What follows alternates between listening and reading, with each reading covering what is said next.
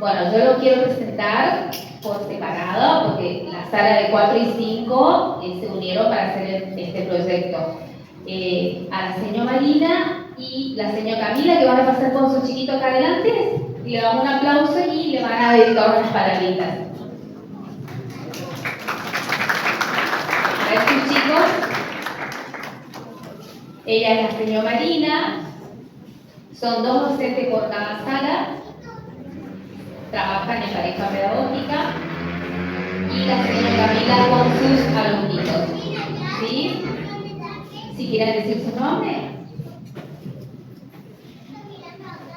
Bueno, nuevamente, yo soy Camila, soy docente de sala de 4. Estos son nuestros pequeños. ¿Quién se puede presentar ellos? ¿Sí? Acá lo tenemos a... Bravo. Pato. Sabina. Yo me llamo Maquila. Yo me llamo Salvador. Yo me llamo Matías. Y yo me llamo Emiliano. Buenas tardes, yo me llamo Marina, soy la señora Marina de sala de 4 y bueno, la verdad una hermosa experiencia con ellos al ver cómo se emocionaron con todo lo que veníamos dando y bueno, también del paseo que si escucharon de la señora Marina era yo que agarró el pescado y ellos quedaron re preocupados por el olor, pero bueno, fue una experiencia hermosa, no pensé 2 veces, o sea, me gustó porque vi la emoción de ellos, cómo le gustaba el pescado, así que bueno, eso, muchísimas gracias.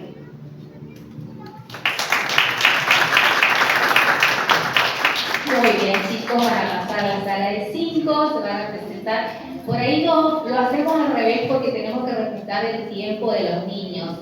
Ellos son poco tolerantes, entonces las cosas y preguntas siempre van a surgir. Pasen, chicos, con sus señas y se van a presentar.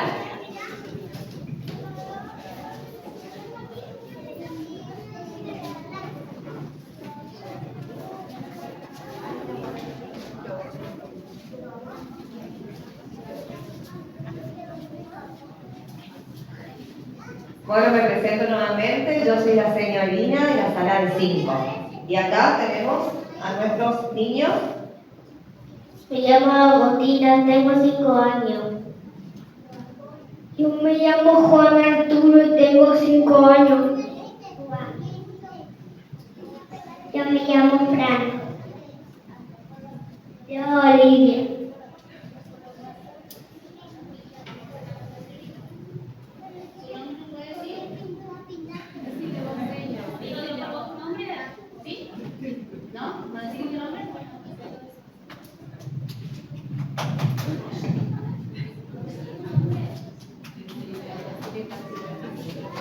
Hola, yo soy Tati, maestra de apoyo de León.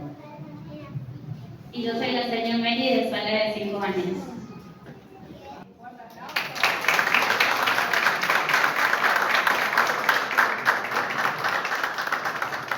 Buenas tardes, y la niña que no se quiso presentar se llama Isabela, también es de salita de 5. Mi nombre es Claudia, yo soy la coordinadora del jardín y además de haber participado los niños, acá también hubo un gran apoyo a la familia, como dijeron, que estuvo presente en todo momento. Un gran aplauso también para las familias que están realizando el para no alargarle más, muchas gracias. Y es un trabajo, como dijo la seño, que es uno de los contenidos que tenemos, hablar sobre el medio ambiente que está en nuestro diseño y específicamente lo desarrollaron acá como Feria de Ciencias. Muchas gracias por la invitación. Bueno, y para finalizar, bueno, se presentó la coordinadora, yo soy la directora del jardín, hace muy poquito que estoy, así que también estoy acompañando a las chicas y es un gusto acompañarles tanto al plantel docente como a los tutores. Muchas gracias.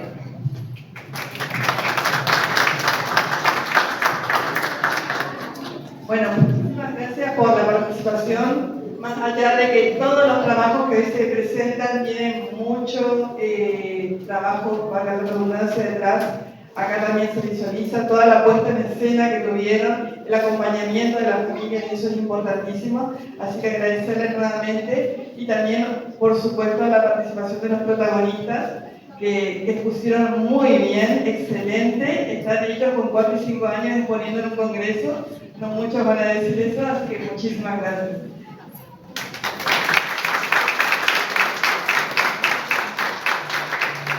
Entonces, a nivel medio, con el trabajo titulado La red de la vida acuática sobreviviendo entre indicadoras e invasoras, presentado por el docente César Obregón, quien trabajó con estudiantes del Instituto Salesiano Pío XI.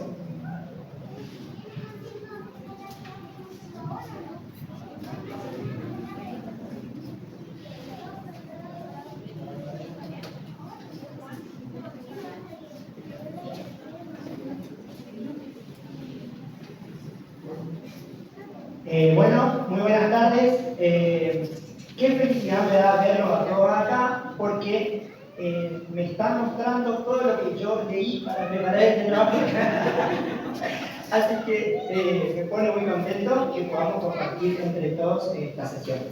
Mi nombre es César Obregón, yo soy acá de la provincia de Corrientes, egresado de esta casa de estudios, y mi amor por la limnología nació cuando yo hice mi tesis de grado que trabajé con la alimentación de peces. ¿Sí? Después me dediqué un poco más a la docencia en el ciclo medio con colegios secundarios de diferentes niveles, de niveles sociales diferentes. En este caso, lo que pasa es que en ese camino también pude recorrer y conocer a un grupo de educación ambiental que me mostró otra mirada, digamos, la mirada no formal de la educación ambiental, y me di cuenta que adquiría varias herramientas que yo en algún momento tenía que ponerle nombre, ¿sí? Nunca pude dejar mi amor por la limnología, entonces siempre seguí asociado a la cátedra de limnología de la facultad, ¿sí? Es por eso que hoy también puedo estar acá presentándoles este trabajo. En este caso, yo les traigo una experiencia de un trabajo con el colegio secundario Pío XI, ¿sí? A la que, por ahí si ustedes miran el programa, van a leer que dice la red de la vida acuática sobreviviendo entre invasoras e indicadoras. Le puse la A. Cuando pensé el trabajo le puse la A. ¿Qué pasó? En la práctica me di cuenta que había que ponerle la E. Entonces hablé de indicadores e invasoras. Ya vamos a ver por qué. Este colegio está también situado en la Costanera. Si ustedes van, caminan desde el puerto hasta el puente, van a tener a la mano derecha, van a tener la playa y las Malvinas, 2, y enfrente van a tener el colegio. Para los que no conocen, les traje un pequeño videito institucional muy corto para que puedan ver y conocer nuestro colegio.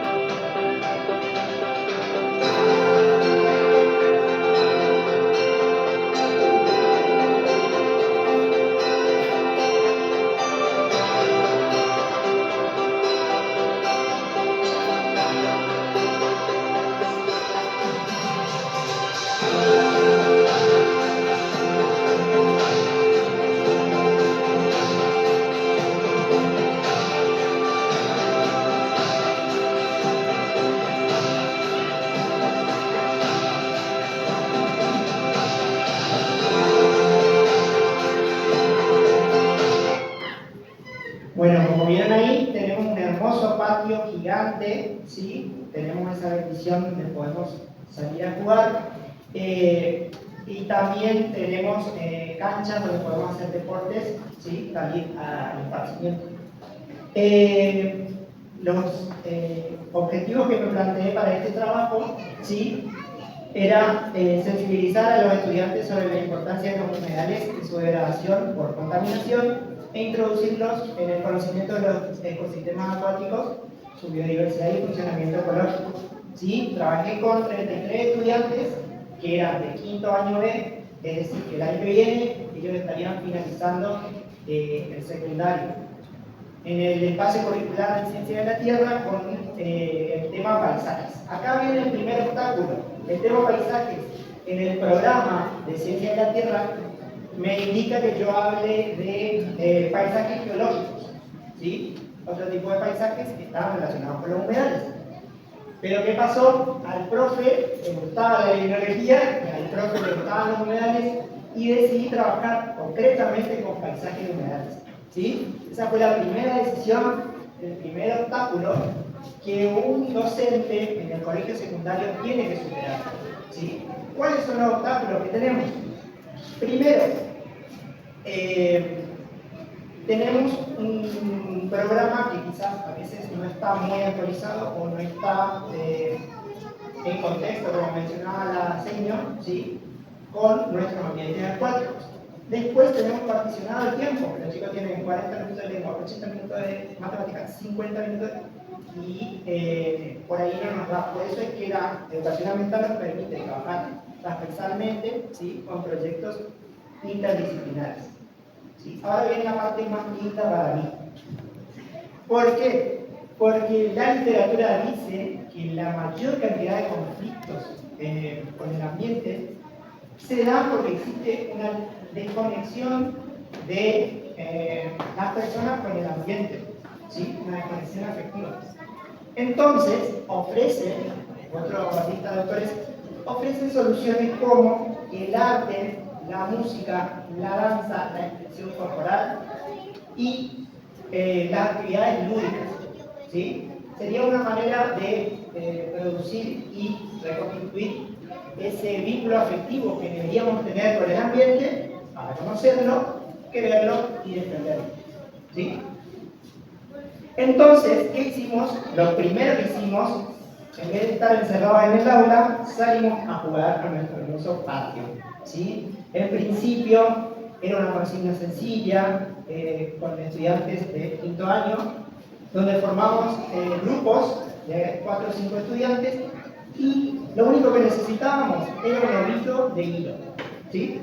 En un ovillo de hilo lo único que teníamos que hacer era pensar en relaciones de alimentación que se podían dar en una laguna, ¿sí? Es la famosa pregunta, ¿quién se come a quién? ¿Sí? Fue muy buena esta experiencia porque en una primera aproximación los chicos no se acordaban que era una cadena trófica, ¿sí? Pero con el recorrido del docente un poco ahí asistiendo, empezaron a recordar que una cadena trófica estaba formada por un productor, por un consumidor de primer orden, un consumidor de segundo orden, y hasta llegar al descomponedor, ¿sí? Y así fueron saliendo ejemplos, porque en principio no sabíamos que había en una laguna. Me dijeron cocodrilo, por ejemplo, ¿sí? Entonces, es muy importante que las señas trabajen con el dorado, con el pabú, con la boca. Y a partir de ahí, lo que se hizo fue una cuenta en común donde todos los grupos se reunieron y defendieron sus cabezas. Entonces, ¿qué pasó? Después de esto nos fuimos a investigar de verdad, nos pusimos a leer, buscamos información, los chicos tienen un buen manejo de la bibliografía y acudimos, yo le di esta bibliografía de base al manual de biodiversidad, ¿sí? De Chaco, Corrientes y Formosa y a la guía de vegetación de la Estero Rivera que publicó Fontana.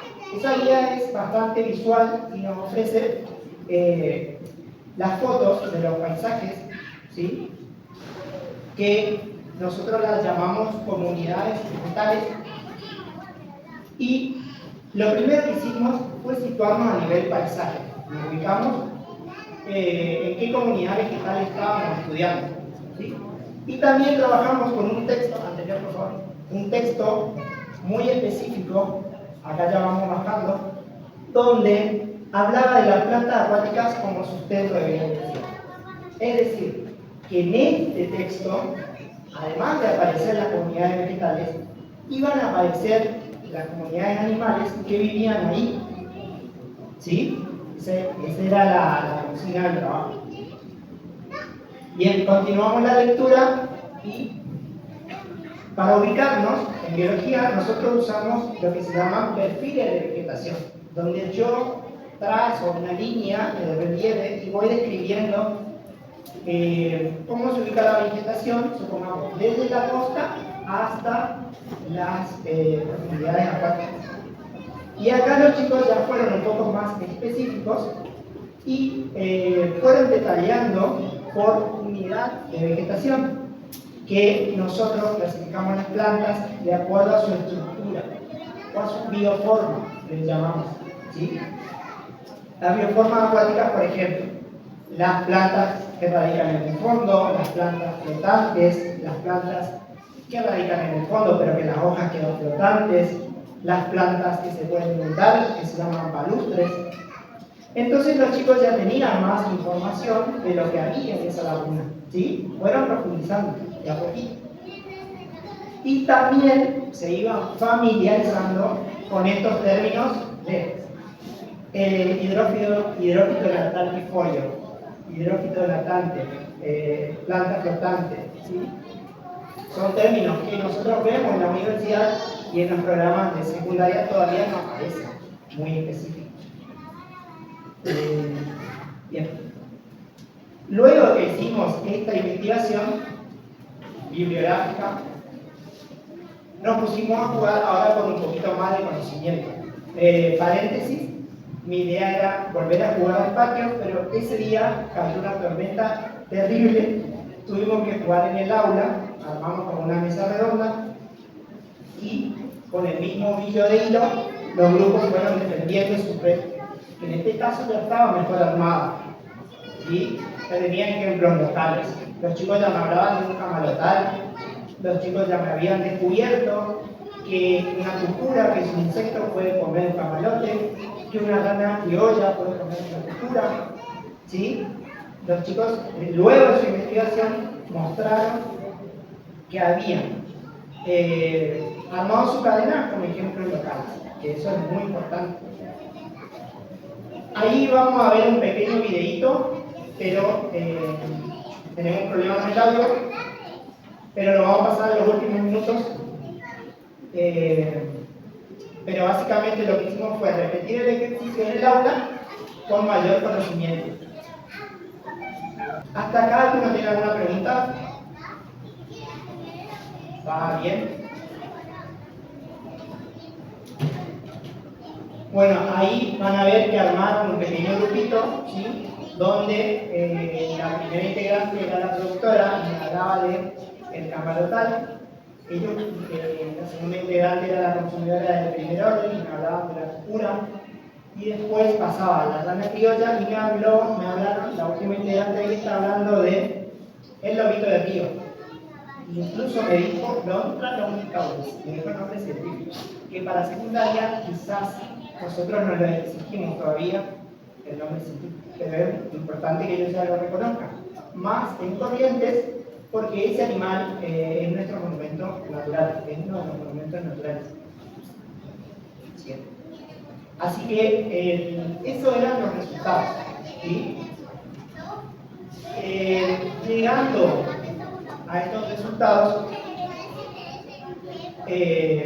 se contrasta mucho con la bibliografía que explica, digamos, que superando todos los obstáculos que les mencioné al principio, ¿sí? Y con actividades lúdicas, nosotros podemos generar un interés, un cambio de afectividad con el ambiente. Por eso yo llego a las siguientes conclusiones y digo que las actividades lúdicas representan siempre una gran oportunidad para sensibilizar a los estudiantes, ¿sí? Y también que las dinámicas de un juego siempre me van a promover escenarios sencillos para entender algunos procesos que son un poco complejos en la tecnología, y que la flexibilidad y la adaptación de estas herramientas siempre desarrollan la creatividad de nuestros estudiantes, ¿sí? Pero me quedan muchos desafíos por cumplir. ¿Qué pasa? Esta cadena trófica yo la puedo implementar con un ovillo de hilo a una cadena de costas, ¿sí? Por ejemplo, puedo darle un individuo a cada chico que vaya, que busque, construye su cadena, ¿sí? Puedo trabajar con 2 equipos, a ellos les encanta competir. Puedo tener un lado eutrófico, un lado de forma natural. Puedo meter una planta que me esté indicando contaminación, puedo meter una planta que me esté indicando una invasión, ¿sí? Una exótica. Y de esos escenarios, fíjense cómo yo voy cambiando, voy generando mucho conocimiento que quizás sea más aburrido si yo le mando al manual PDF. Y lo que también hay que agregar acá es que en esta red yo no agregué la actividad antrópica. Factor importante, que si yo agrego la actividad antrópica también me genera una sensación. Imagínense qué pensarían ustedes si yo estoy jugando, tengo hermosamente en mi cadena, cada integrante es un animalito, y vengo corriendo y le corto el hilo. ¿Qué le va a producir a ustedes? Una sensación de ¿qué pasó acá? ¿Sí? Esa sensación también se puede generar en el juego y de ahí se saca algún mensaje de conservación. Así que esa es la bibliografía que yo hoy acabo de ver, que sí se cumple en las actividades lúdicas, en la expresión corporal, como dijo la señora, en la danza, en las artes. Así que nada más y muchas gracias.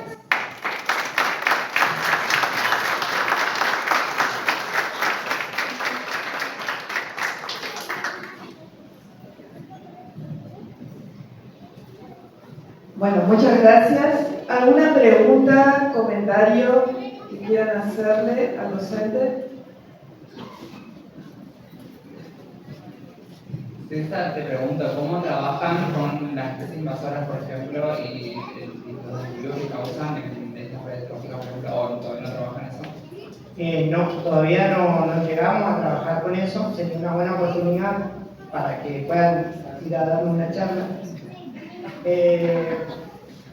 Pero pueden aparecer. O sea, lo que tienen estos juegos es que, por ejemplo, buscando ellos, arman su propio individuo y me dicen, Lina Amarillo, yo soy profe. Y ahí nomás, pero investigaste si el líquido amarillo es nativo como invasor. Esa era el objetivo inicial, por eso yo pensé únicamente en plantas y le puse la A, invasoras, y después quedó abierto y salió eso.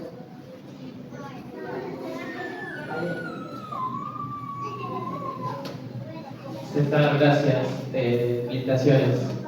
Te quería preguntar cómo ves si hay vínculo con otras materias. Porque vos esto lo das específicamente en el principio, lo dijiste, pero no sé si en la programación o en algún momento hay alguna especie de articulación con otras materias.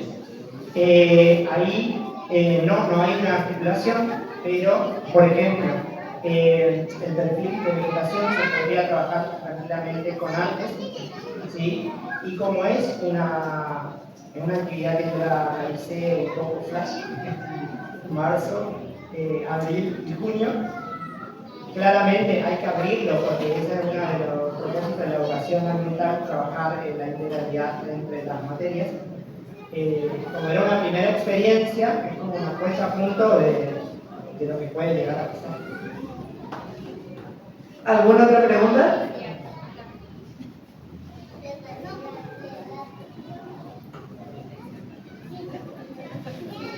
Teniendo en cuenta que los chicos van a continuar con el proyecto durante todo el año, ¿es viable invitarte a trabajar con los niños en alguna actividad? Por supuesto que sí. Bien. Bueno, muchas gracias.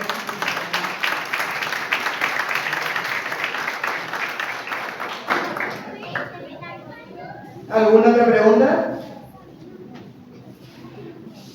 Bueno, muchísimas gracias, César y Merce. Muy buenas tardes, muchas gracias por esperarme. Como dijo la señora, yo soy de Mercedes Corrientes, trabajé con un grupo de alumnos de 4º grado son 26 alumnos, o sea que los dividí en grupos de 4 y un grupo de 2 alumnos. Como era un tema tan extenso y tan poco el tiempo, les entregué a cada uno un tema según sus intereses. Votaron, bueno, algunos eligieron gastronomía, otros el desarrollo del idioma, otros eligieron la artesanía, la música. Es variado, pero tratamos de abarcar algunos temas más importantes. Muy bien. Como todos sabemos, cuando hacemos un proyecto y presentamos para despertar el interés, siempre hay algunas preguntas que tenemos que dejar para ver que ellos investiguen. Tenemos que partir de algo objetivo. Entonces, ¿cuáles fueron? Perdón, ahí hay un error, el gregoriano, no gregoriano. Entonces, nosotros siempre, como están en 4º grado, empiezan la etapa de la menstruación, yo siempre les digo que debemos controlar los esfínteres, que los varones deben pedir permiso, pero las nenas pueden pararse inmediatamente a irse, porque la menstruación no es controlable. Que nosotros nos guiamos por el calendario lunar, porque respondemos a la naturaleza. Y bueno, ahí surge la pregunta de por qué tenemos entonces otro calendario. Y bueno, lo impuso un Papa Gregorio y bueno, hay que respetarlo. Pero ese calendario tiene muchos errores.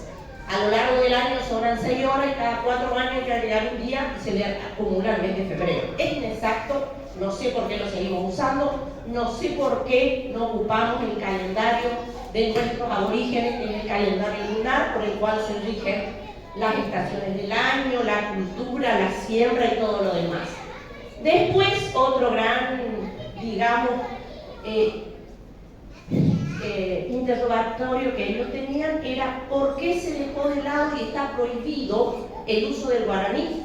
Tanto es así que Bartolomé Mitre dijo a todos aquellos que hablaran el idioma guaraní se los llamaba guarangos, porque hablaban el guaraní, una forma de que tuviesen vergüenza de su lengua autóctona.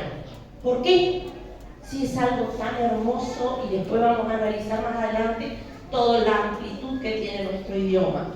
Recién en el año 2004 fue incorporado como una lengua oficial, o sea que yo ahora, si supiera, le tendría que estar dando a ustedes esta conferencia en guaraní y lo tendrían que aceptar porque es una lengua oficial.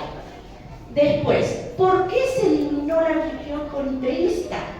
Que es respetar a la naturaleza, tratar a cada cosa como un dios para tener ese manejo sustentable que tanto necesitamos, ¿sí? El dios sol, la luna, el dios tierra y todo lo demás. ¿Por qué se radicó? La otra gran pregunta es ¿qué función cumplió el cacique Andresito? ¿Sí? El cacique Andresito es el hijo adoptivo de José Gervasio Artigas. Bueno, todas estas preguntas las vamos a ir desarrollando, pero esto fue el puntapié inicial. Por eso dice, para responder estas y otras preguntas analizamos no solamente las comunidades aledañas, que son las locales. Yo vivo en Mercedes Corrientes, la zona de limnología más cercana es la Laguna de Liberá, pero la entrada que tenemos por Carlos Pellegrini. ¿Y cómo se relaciona? ¿Cómo debemos comprender, nombrar y usar esos cuerpos de agua? Bueno, el área de estudio, como les dije anteriormente, es la Laguna de Liberá, la zona de Carlos Pellegrini. ¿Y qué estudiamos?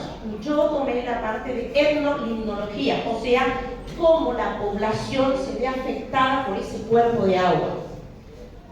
Cómo determina su cultura, cómo determina el ambiente. Entonces, el objetivo es que los chicos aprendan el valor ancestral que tiene nuestra sabiduría.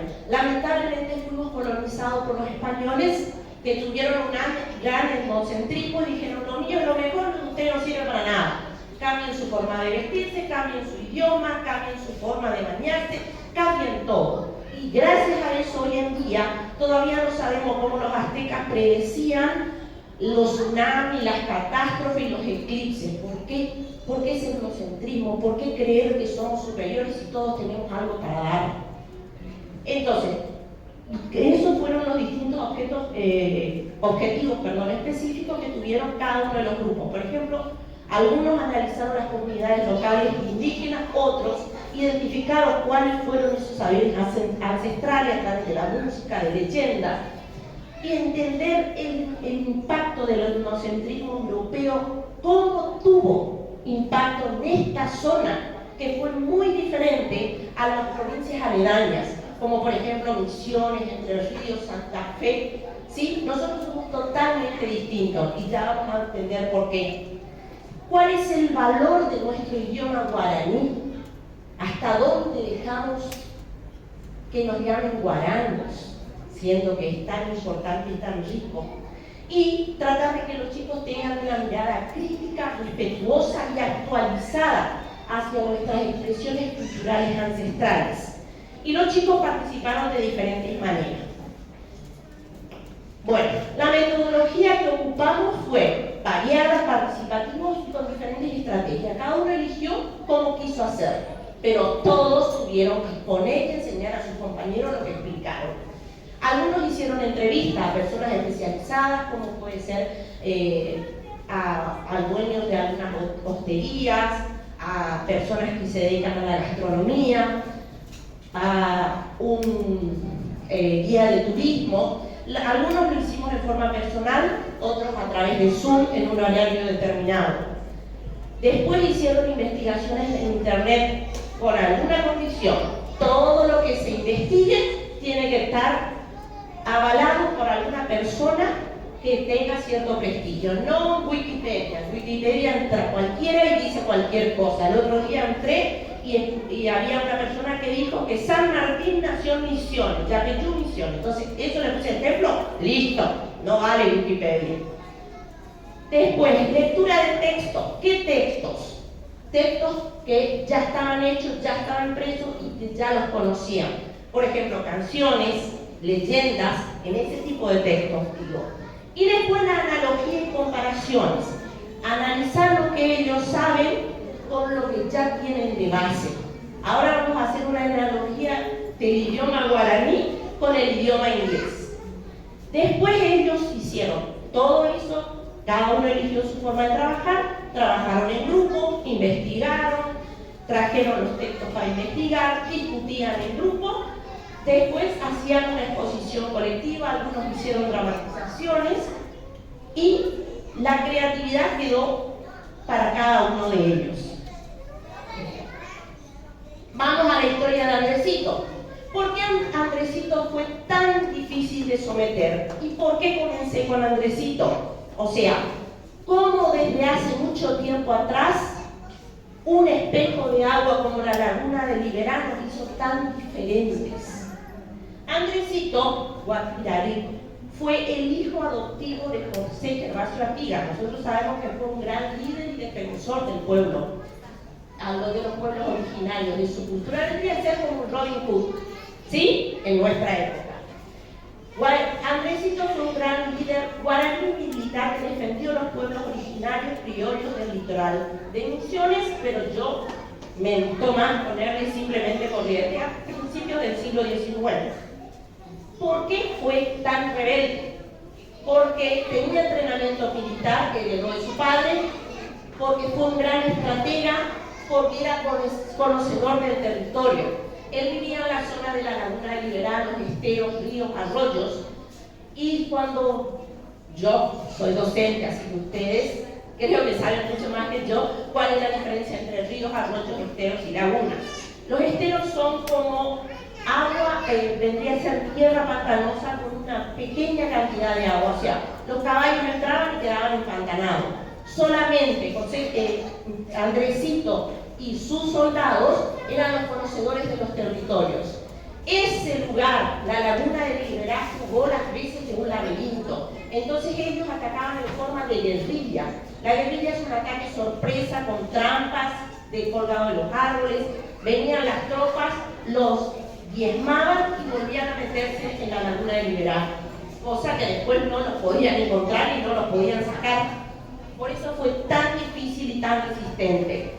Todo el pueblo de esa zona actuó como inteligencia, le daban información de dónde estaban, dónde vivían, qué cantidad era, y esa información él los aprovechaba para atacar a esos fuertes. era un gran estratega, bueno, no importa, está bien, gran estratega, y él se resistió a que se cambiara esa cultura. Pues me prohibían hablar en guaraní, nos pasábamos la información en guaraní. No entiendan si ustedes no quieren, si nosotros somos guaraní. Así que, perfecto. Sí. Bueno, ahora, ¿cuál es la función que tuvo la Laguna de Liberá? Porque no solamente fue Andresito no hubiera hecho nada si no estaba en ese terreno.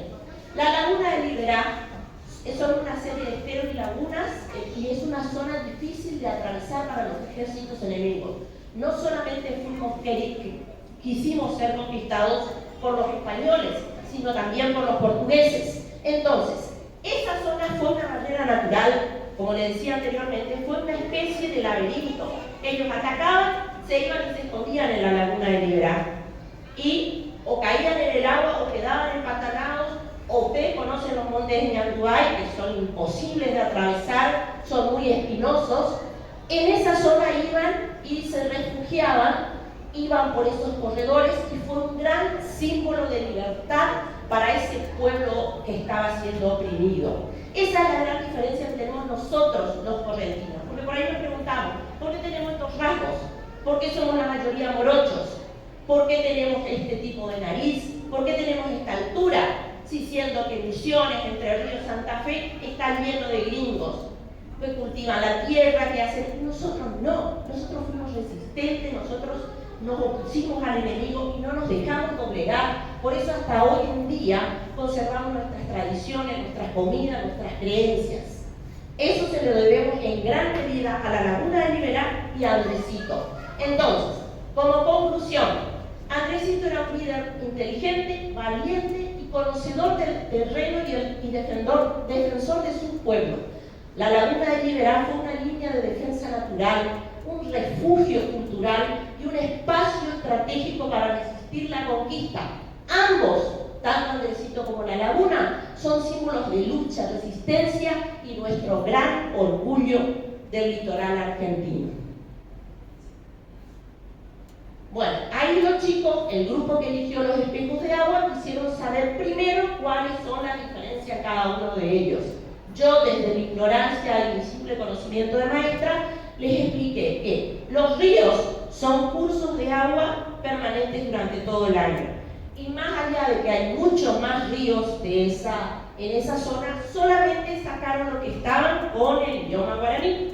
Entonces, Corrientes recibe el nombre en guaraní, Arunjarí, Aguapey, Miriñay y Mocoretá. Arroyo son cursos de agua menos profundas, pero que se pueden secar en alguna temporada del año. Entonces ahí también sacaron el Arroyo Grande, Cambaí, Yuquerí, Molle, Yaguiraví y las lagunas que sabemos que son espejos de agua que se encuentran de 1 a 6 metros de profundidad, pero que son permanentes. Tenemos la Laguna de Liberá, Tabaí y Cambaporá.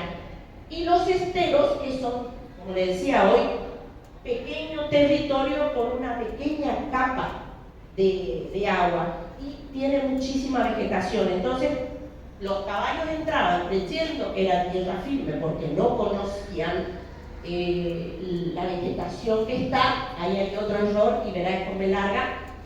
Y tenemos esos, lo de Liberá, Batel y Batelito. Muy bien, ahí están los chicos, ¿ven? Ellos, por ejemplo, fueron sacando en este lugar, a ver si traje, no traje, bueno, en este lugar están todos los nombres en guaraní y los significados. Voy a traer mi puntero moderno.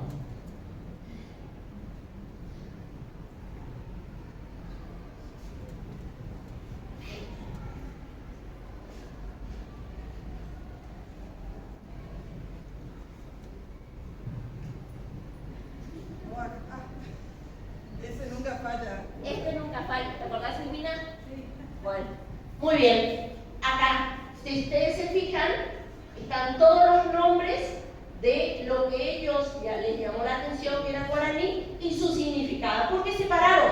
Porque los chicos que se encargaban del idioma después fueron haciendo colección y armaron un diccionario de las palabras en guaraní que ellos fueron averiguando.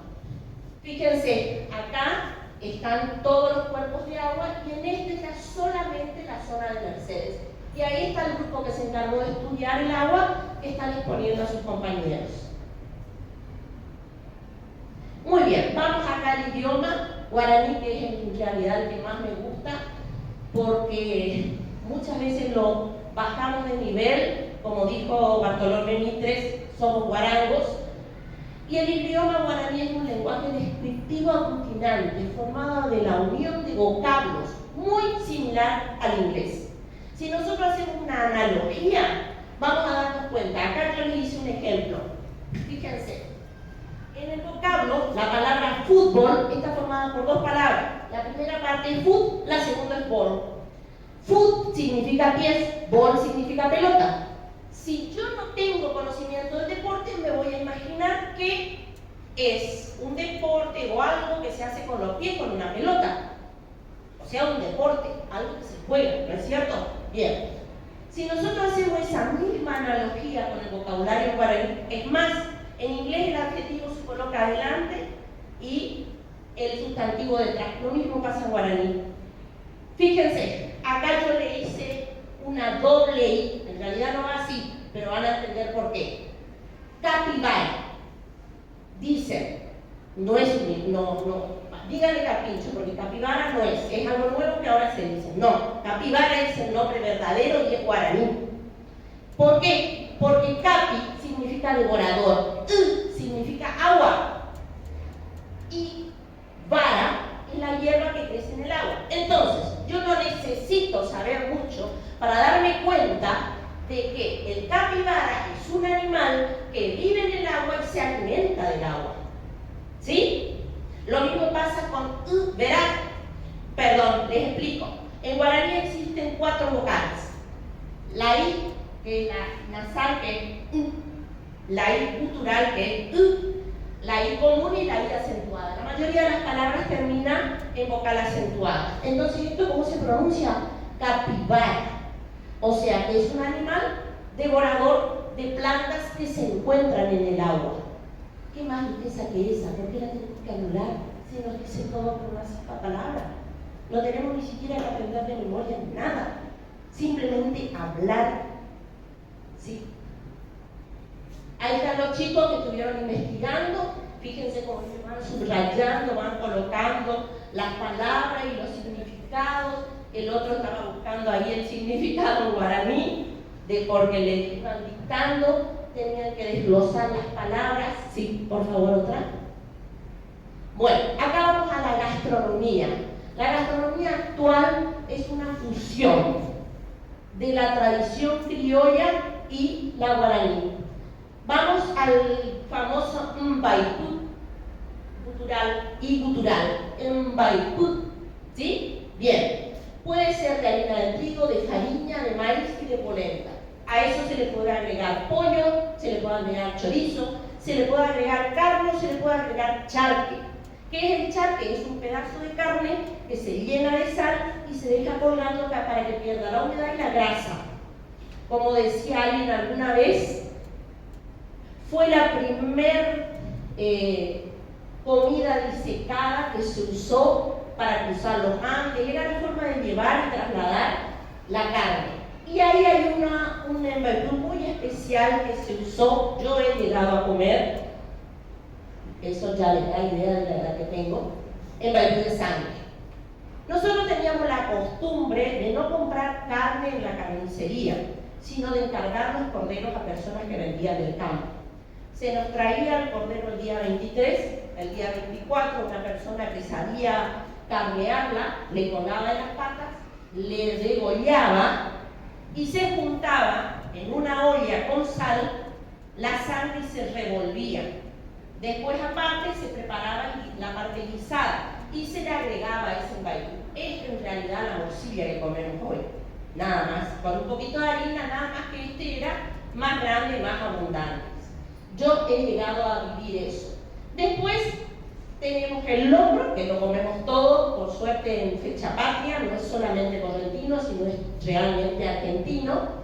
y puede ser de maíz blanco o de maíz amarillo.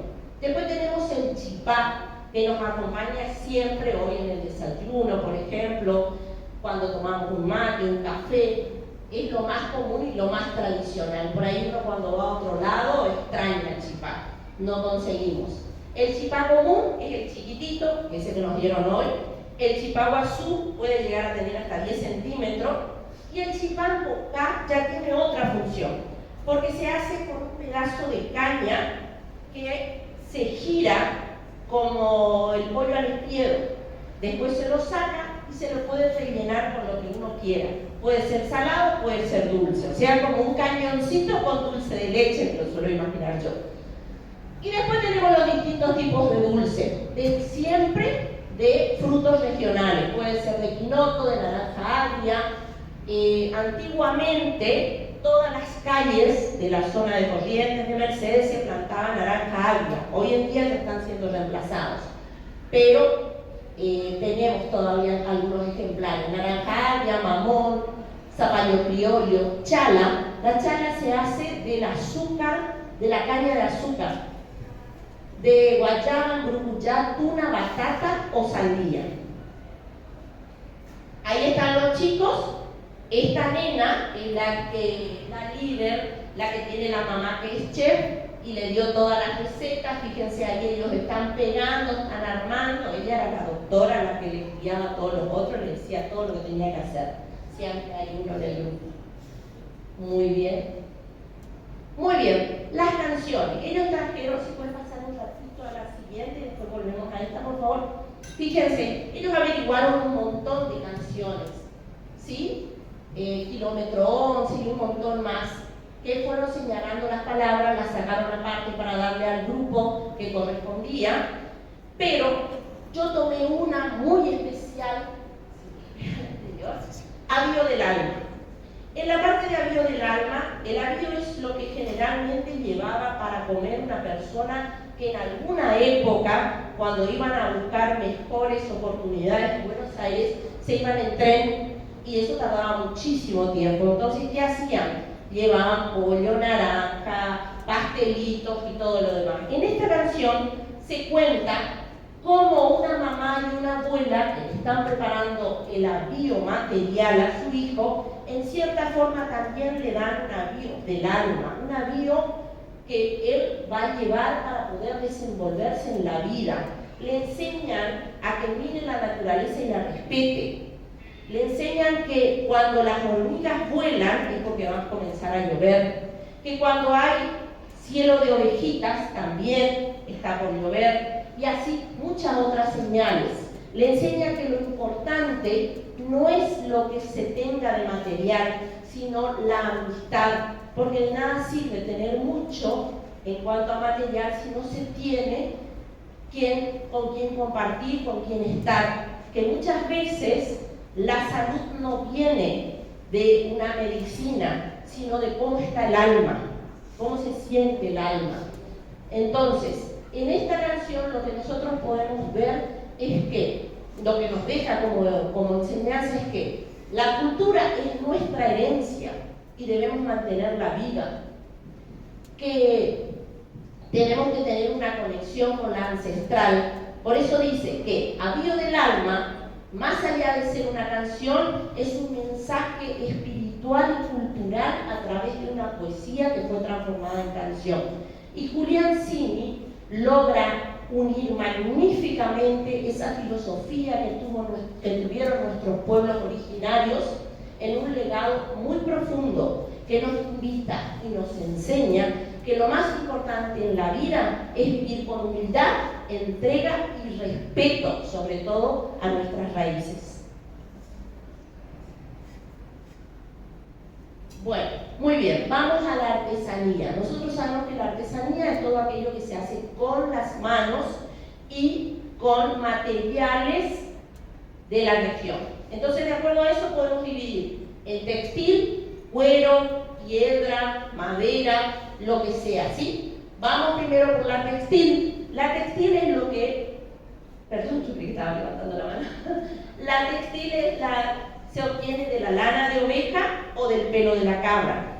Se le saca la lana, se le lava para sacarle la grasa normal que tiene la lana, se le saca todo lo que tenga pastos, espinita, todo lo demás, después se le hila, se pasa por una rueca y se va hilando. Ese hilado no es parejo, es desparejo, es manual, y con eso se puede hacer desde polainas, chalecos, sombreros, boinas, cualquier tipo, hasta se hace la jerga que se usa arriba del caballo para darle cierta amortiguación.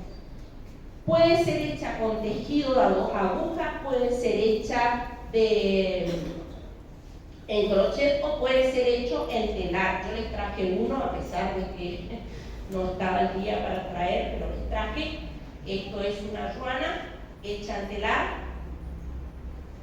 Pero esta es una lana que se vende en Curuzú, donde el hilado ya es más parejo, es más, digamos, no es tan original, ¿sí? Ya pasó por una etapa de industrialización. Después está la artesanía en cuero de vaca, cuero de oveja.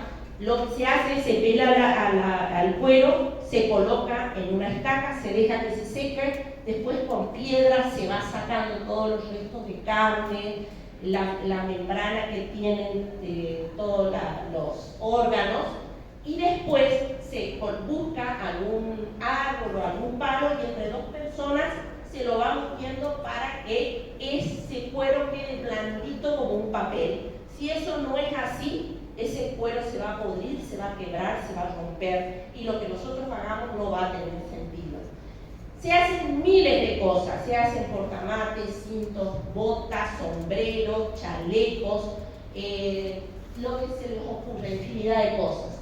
Después tenemos la parte de cestería, que se ocupa palmas, se ocupan un montón de vegetales que tengan la característica de cierta longitud, como pajonal y todo lo demás.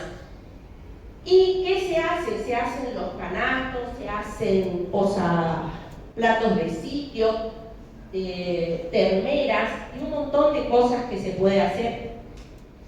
Y en cuanto a los elementos naturales de la artesanía, ahí entran los caracoles, las piedras, los huesos, las semillitas.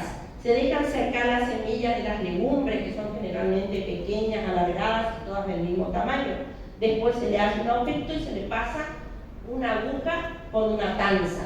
En resumen, la artesanía del Liberá se clasifica según el material utilizado, la técnica que viene de forma ancestral, y ahí nosotros vemos identificada nuestra identidad cultural, que es muy fuerte y es un vínculo profundo con el ecosistema que debemos respetar si queremos seguir teniendo material para trabajar. Bueno, este grupo trabajó bastante. Acá está con una artesana, fíjense, acá está el hilado, acá está la parte de la cerámica. Estas son bolsitas aromáticas, fíjense el ingenio que tienen, yo no me lo hubiera imaginado. Cuando fuimos a visitarla, porque ella hace estos delantales en cuero, yo en realidad dije, bueno, le voy a llevar a los chicos para que les enseñe y vean la artesanía. Pues no, me salió con esto otro. Me salió con que ella hace sombrero y hace bolsitas aromáticas que vende. Nada que ver. Y ahí me mostró, acá tiene cáscara de naranja, menta, cáscara de mandarina, lavanda, y todo eso ella mezcla, procesa en esta bolsa y después los envuelve. Como esto es artesanal, este pedacito de cuero es de los pedacitos de los delantales que ella ocupa. Y también, como decía ella, si yo hubiese sabido que ustedes venían, me hubiera preparado las otras. Después nos mandó esto, que como se vende en Carlos Pellegrini, que ustedes saben que viene gente de todo el mundo, entonces le puso cinta argentina con su logo. Vamos a la leyenda. Hay muchísimas leyendas. La leyenda es una forma de transmitir, así como el cuento, que se inventaron para no castigar ni decir nada las niñeras, los chicos. Bueno, de esta forma también están las leyendas.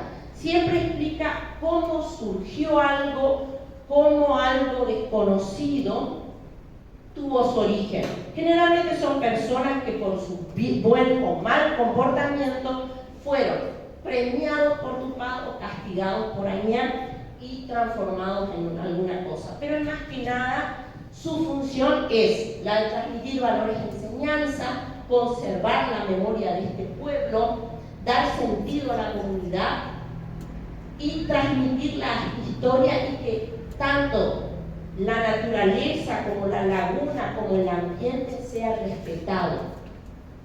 Acá hicimos hincapié, sacamos algunas de varias de las leyendas, como la laguna de Liberá. Bueno, la que encontramos que nos pareció bastante llamativa, que le gustó a ellos, es que un dios bajó del cielo y se apoyó en la tierra. Así como cuando viene un ovni y se apoya en la tierra y se forma un halo todo quemado. Bueno, este dios cuando bajó formó la laguna de Liberá.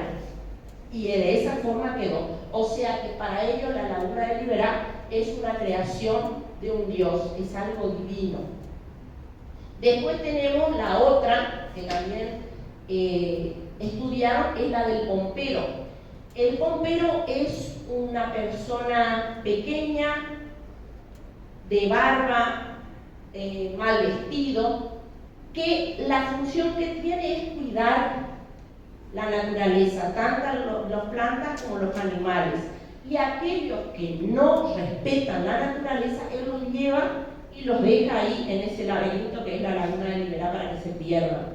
Entonces, muchas personas que creen en esto todavía dejan siempre o una caña o alguna ofrenda de cigarro o lo que sea para contentarlo, que no se enojen.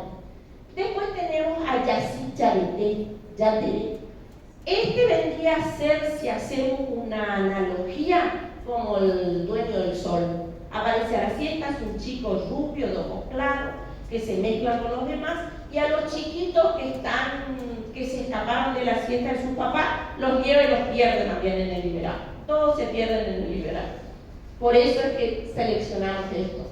Y después está la señora, la mujer del agua, la señora del estero, que es una mujer que aparece se hace visible, mejor dicho, en luna llena, pero siempre está.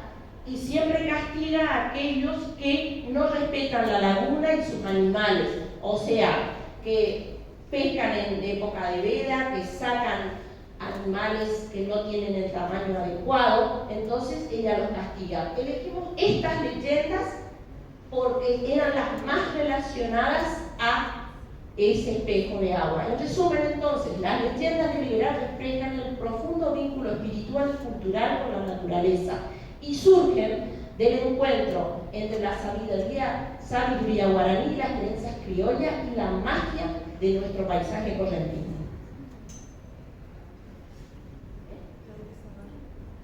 Perfecto, está. Bueno, ahí está, si podés seguirle un poquito más. Este quise hacer sobre Caraí Octubre, pero no importa, es una leyenda más. Como conclusión, el etnocentrismo europeo impuesto por la colonización que negó y buscó erradicar las culturas originarias, afectando la identidad, la lengua y las formas de vida y expresión de los pueblos originarios, acá no pudo hacerse. Fuimos resistentes y perduramos. Pero esta cultura nosotros la perduramos a través de la oralidad, la música y las prácticas comunitarias. Por eso, como docente, para mí es muy importante no solamente recuperar, sino hacer valorar, entender estas expresiones, que entiendan cuál es nuestra identidad cultural y que se sientan orgullosos de ser correntinos. Gracias.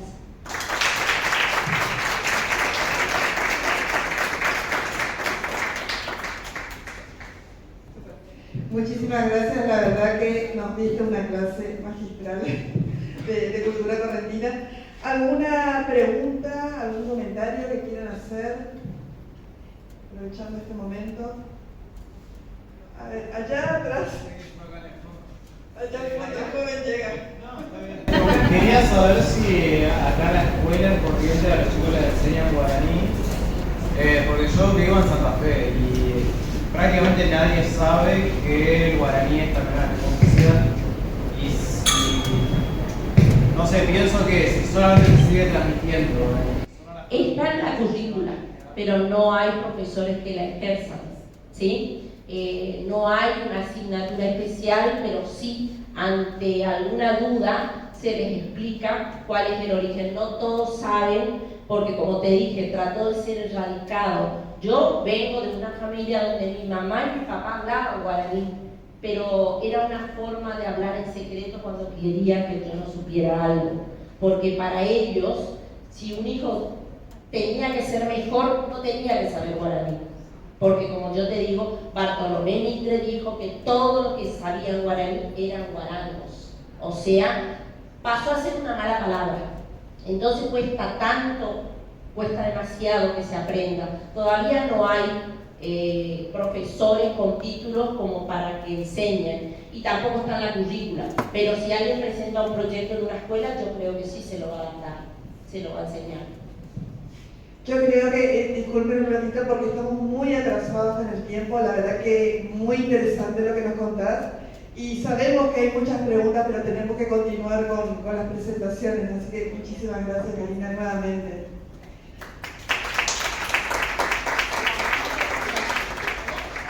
Vamos entonces ahora con la última presentación de esta sesión llamada Humedales en Llamas, el impacto del fuego en los humedales de Latinoamérica, presentada por Lucía del Mar Rodríguez Arzuaga y María Eduardo.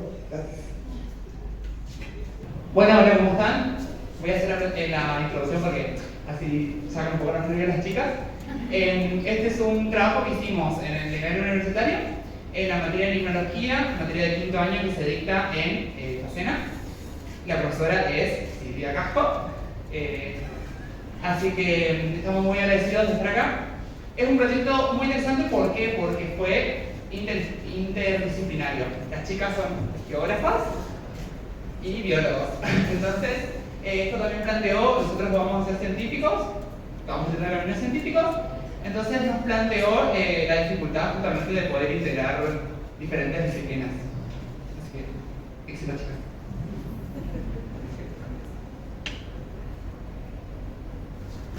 Bueno, ¿qué tal? Buenas tardes a todos, me presento, yo soy Rodríguez Arzuaga, Lucía del Mar. Como dijo mi compañero, soy de Geografía, hice la materia para poder seguir con la licenciatura en Geografía, yo soy reciente egresada en el profesorado, y aparte de eso también me interesó mucho el trabajo porque como una profesión extra soy bombera voluntaria. Te dejo que te presente, compañero. Hola, buenas tardes, mi nombre es María Eduarda, yo hago profesora de Biología en Brasil y acá yo estoy haciendo intercambio y hice algunas materias de la licenciatura y eso. Este proyecto se denomina Humedales en Llama, el impacto del fuego en los humedales de Latinoamérica. Nació como un proyecto final de la materia, como un seminario sería. Los objetivos, nos propusimos varios objetivos, pero en cuanto al objetivo general fue evaluar los impactos ocasionados de los incendios en los humedales de Latinoamérica, así como la extensión de los mismos. Y en cuanto a objetivos particulares, nos propusimos localizar estas áreas de los incendios a través de imágenes satelitales, bueno, ahí está el trabajo de las geógrafas, y también calcular el índice NBR. También analizar las implicancias de los incendios sobre las condiciones físico-químicas de los humedales, evaluar los cambios en las comunidades biológicas y también ver qué tipo de cambio nos dieron o qué tipo de cambios hubieron los servicios ecosistémicos ocasionados por estos incendios. En cuanto a los materiales y métodos, consideramos a los humedales latinoamericanos y también a la definición de la Convención Ramsar. Tuvimos en cuenta la extensión de humedales de México y hasta Argentina. También realizamos una compulsa bibliográfica del 2000 al 2024 y pusimos foco en 3 ejes que fueron las condiciones físico-químicas post-incendio, efectos en los ensambles acuáticos y efectos también en los servicios ecosistémicos y en la salud humana. Además de eso, analizamos o hicimos un análisis espacial donde descargamos los puntos Ramsar para poder procesar esos datos en QGIS, que es un software para poder hacer cartografía. Después analizamos datos de incendio del 2010 al 2023, tomando imágenes satelitales de la NASA.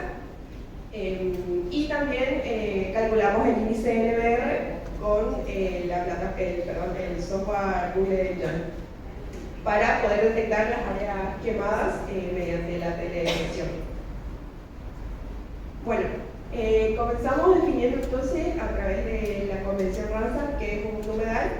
Se puede decir que son extensiones de marismas, pantanos o turberas o superficies cubiertas de aguas que pueden ser de régimen natural o artificial, que pueden ser permanentes o temporarios, estancados o con corrientes, dulces, salubres o saladas. Y también incluyen extensiones de aguas marinas cuya profundidad en marea baja no exceda los 6 metros.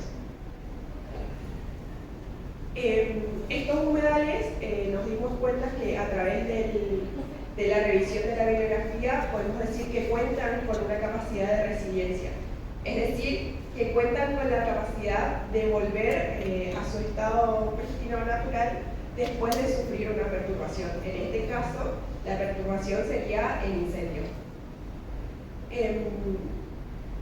Bueno, esta capacidad de resiliencia fue observada en humedales de Perú, México y Argentina, con respuestas variables al fuego. O sea, dependiendo de la intensidad pudimos observar si se regeneraban o no correctamente.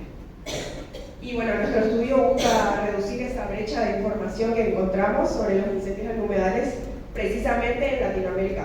Como decía la profe hoy, la maestra, hay mucho eurocentrismo, todo se estudia allá, poco se estudia acá. Bueno, hoy en día el fuego ha cobrado relevante interés. A escala global están ocurriendo muchos más incendios, no solo en lugares donde se producían esos incendios, sino también en lugares donde antes no se producían. Pero hay que tener en cuenta que las quemas no son lo mismo que los incendios. Bueno, las quemas podrían ser los fuegos controlados, no sé, por ejemplo, fuegos que se producen, por ejemplo, hay gente que tiene que quemar el campo para poder generar el pasto, para que puedan, sus animales puedan consumir ese pasto luego. Eso sería como una quema proscripta, que es un fuego controlado. ¿Qué sería el incendio? Sería lo contrario, sería un fuego descontrolado. Bueno, acá nosotros ya entramos en cuanto a la localización de humedales, podemos ver en la cartografía de los sitios Ramsar para el año 2024, podemos visualizar la cantidad de humedales que están protegidos. En Latinoamérica hay 216 sitios Ramsar, es decir, humedales protegidos por esta convención, y hacia la derecha tenemos la evolución de anomalías, no sé si se ve muy bien, pero bueno, tenemos la evolución de anomalías térmicas y focos de incendios en América Latina de un periodo del 2010 al 2023. Esto vendría a ser una secuencia de imágenes satelitales sacadas de la NASA, que van de enero del 2010 a enero del 2023. En estas imágenes satelitales podemos ver cómo los puntos de focos de incendio o focos de calor son coincidentes con algunos puntos de sitios Ramsar o sitios protegidos por humedales. Entonces, lo que nosotros tuvimos en cuenta es que, o podemos llegar a la conclusión de estas cartografías, es que son focos persistentes, cada vez van en más aumento, incluso del 2010 se pueden ver que aumentaron en frecuencia e intensidad, y que los humedales se ven afectados repentinamente. Bueno, y acá estaría el índice NBR, que fueron aplicados a México, a las islas del Caribe, a Colombia, Venezuela, Paraguay y bueno, a nivel provincial a Corrientes. ¿Qué nos indica el índice NBR? Bueno, primero se observa una correlación entre los focos de incendios.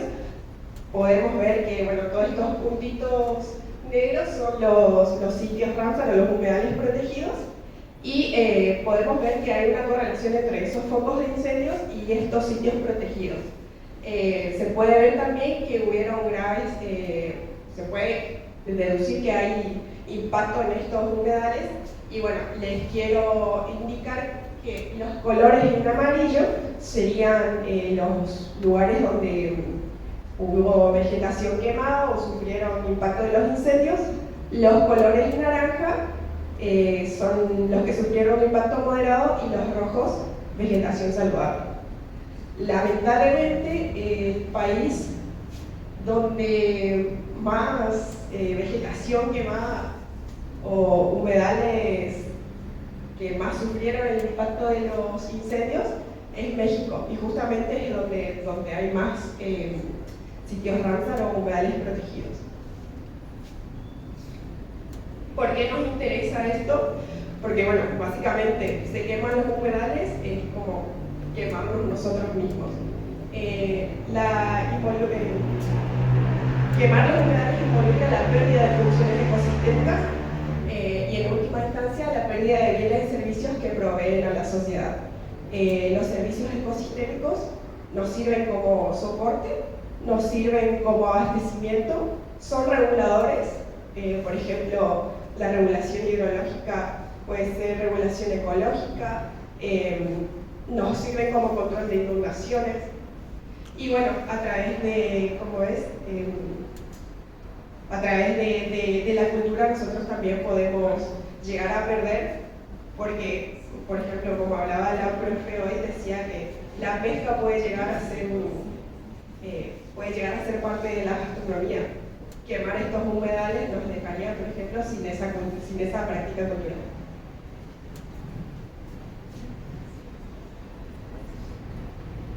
Ahora me voy a hablar un poco de los resultados que tuvimos sobre cómo los incendios pueden afectar la parte las condiciones físico-químicas de los humedales. Esta tabla, primero voy a explicar lo que significa. Todo que es NS sería lo que no fue significativo, o sea, lo que no hubo un cambio significativo.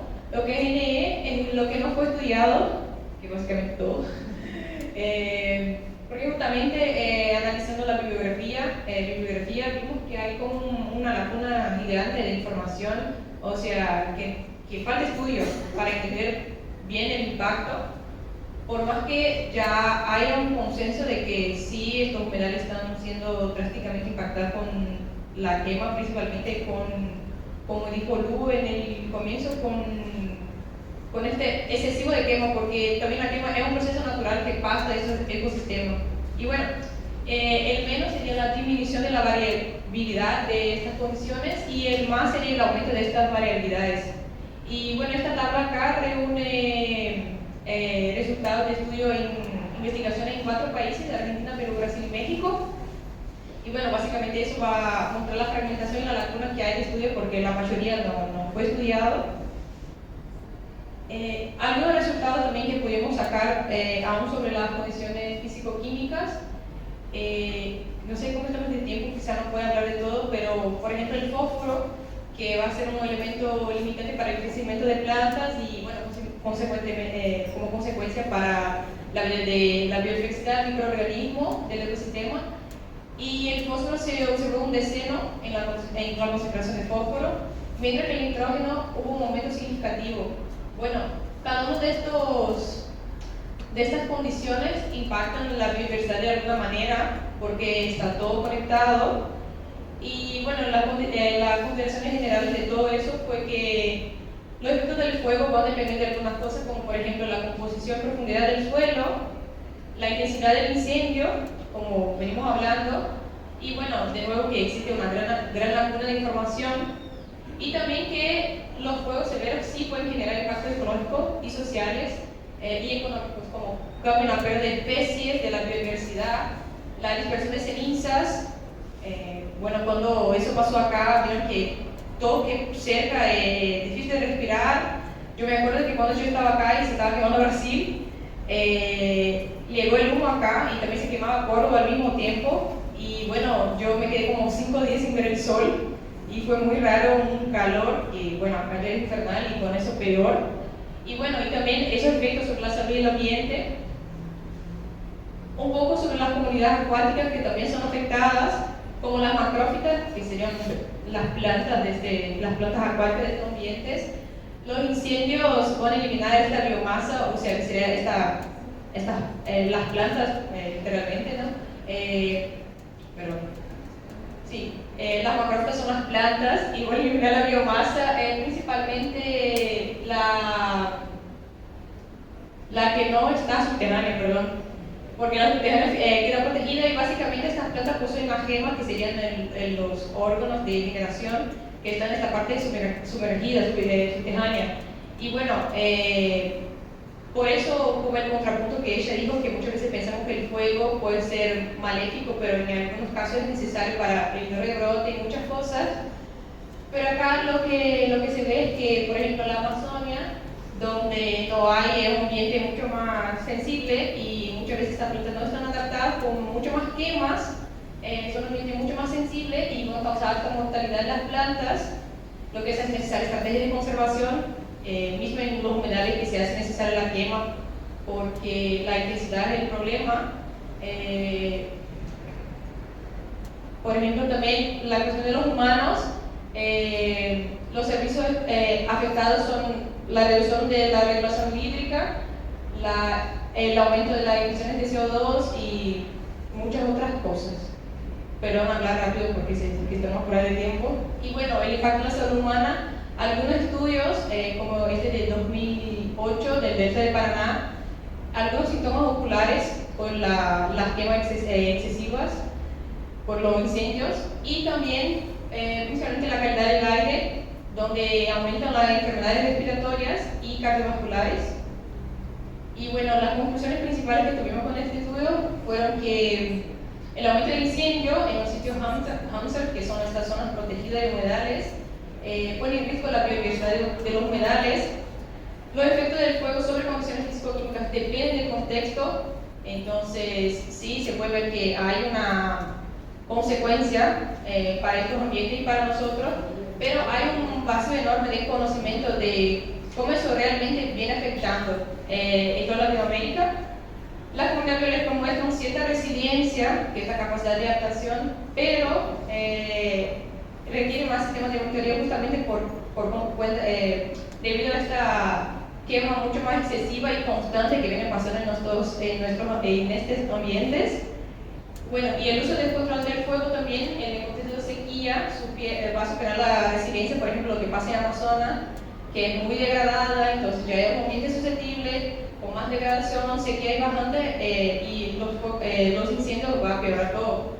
Se necesita un manejo sustentable del fuego, con planificación, política activa y educación, y el cambio climático antropogénico va a agravar los incendios y modificar toda la hidrología y aumentar la sequía, como ya viene pasando. Y la responsabilidad humana es clave para conservar los humedales y su biodiversidad. Y bueno, pensando en eso y haciendo clave con nuestro tema de educación ambiental, la propuesta de las profes al final fue una presentación a la secundaria que vinieron a visitar la FACU, nuestra FACU, en el cuatrimestre del pasado, sí, el cuatrimestre pasado. Y bueno, lo que tuvimos como objetivo de eso fue fortalecer la ciencia sobre humedales y ecología del fuego, y también como digamos de propuesta, bueno, todo como lo que las profes vienen haciendo también es genial y está completamente correlacionado con eso. Incorporar el monitoreo satelital y la ciencia ciudadana en la formación, vincular conocimiento científico, política pública y saberes locales, promover campañas de prevención y sensibilización ambiental, formar profesionales comprometidos con el cuidado del patrimonio natural. Y bueno, eso, gracias. De esta frase de Paulo Freire, que es un educador brasileño, que habla de cómo la educación no cambia el mundo, pero va a cambiar las personas que van a cambiar el mundo. Lamentablemente sabemos que estamos en un sistema que no mira la naturaleza como parte de lo que nos pertenece o no nos pone como parte de la naturaleza. Y es por personas, espacios como es el Congreso, por las profes, por los chicos, por todo, que podemos por ahí cambiar las cosas un poquito. Y yo quería decir gracias a todos, al espacio del Congreso, gracias a la invitación de la profe. Para mí es un logro personal también como brasilera, intercambista. Agradecer a los chicos que fueron muy amables en toda la cruzada, mis compañeros que están acá, y principalmente a Silvina Casco, que es una genia, es maravillosa, y bueno, fue medio que como una mamá porque es instructora también, entonces me ayudó muchísimo. Entonces, gracias especial a vos. Y eso, gracias.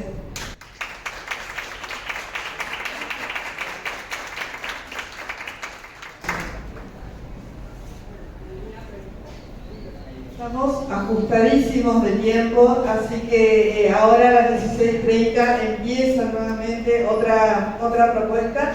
Igualmente los autores van a estar dando vueltas, así que quien tenga alguna consulta en particular se pueden dirigir a ellos.